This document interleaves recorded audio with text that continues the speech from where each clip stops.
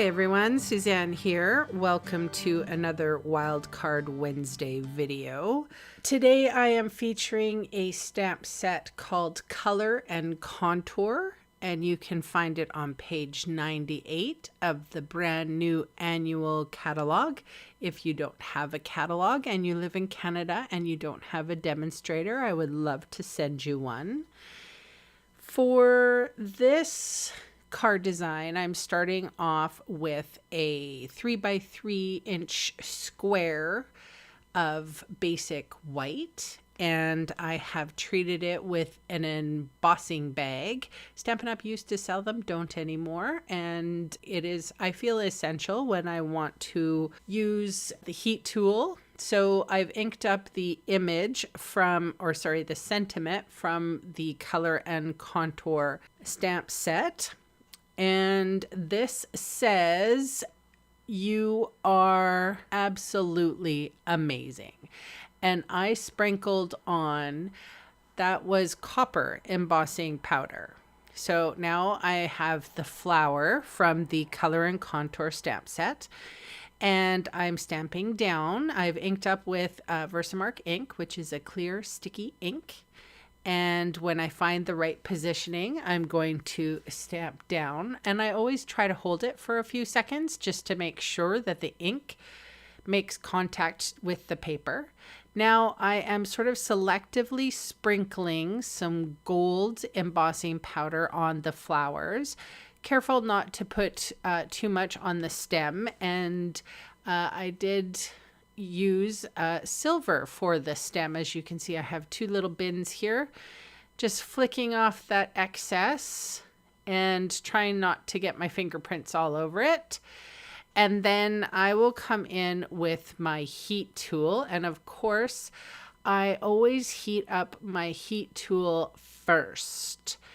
I probably run it for a good 2 minutes beforehand, and then I heat from behind, usually on thinner paper. And sorry about the focus. I don't know why it's doing that. I've just had so many technological issues this last week that I'm just going with it. So it does get better. I apologize. So I'm heating from beneath for a couple of reasons. One of the reasons is because I want you to see how magical it is to heat emboss. And secondly, I find it doesn't curl the paper too much. So moving on to the other part of the card, here is a 4 1/8 by 5 3/8 basic white cardstock. That is my focal piece, and I'm putting on little strips of Simply Elegant Specialty Designer Series paper. So these pieces I think are about 2 inches by a 1/2 inch, and I've cut 5 pieces from that paper because it's really cool paper. And on Monday I did a video on how I used the whole card front. So this is, say, if you don't want to use the whole card front in the paper. So here we have some little extra pieces. You could also use this with colored cardstock if you wanted. The new in colors are coming or are here now, and so that would be a good use of strips of paper if you have them.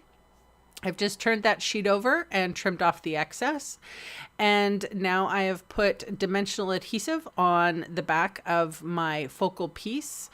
And like I said, this could go, you don't have to use this stamp set or this paper is what I'm saying. This card design could go with anything. This is not my original idea. I have gleaned this card design from my upline or my team leader. Her name's Desiree. And this was a card that she gave me. So I thank you very much for the idea. Of course, she used completely different paper, and I just sort of ran with it. I have this Simply Elegant Designer Series paper and this amazing new stamp set called Color and Contour, as I said. So I was very happy to pair the two together. I like simple cards because I feel that there's a wow factor to them. And I think this card is simple, but there's, you know, a couple elements to it that are a little bit fancier. And now that the card has been completed, I'm pulling out my gilding gems and my take your pick tool. And I like to put 3 on. I do a large one and a small one usually together, and the medium sized one off on its own, in a triangle formulation that is pleasing to the eye and that draws attention to the sentiment. And that is my card for today. You can get all the supplies I use listed in the links down below in the video description or in the supply section of my blog. Thanks so much for watching, and I'll be back really soon with another video.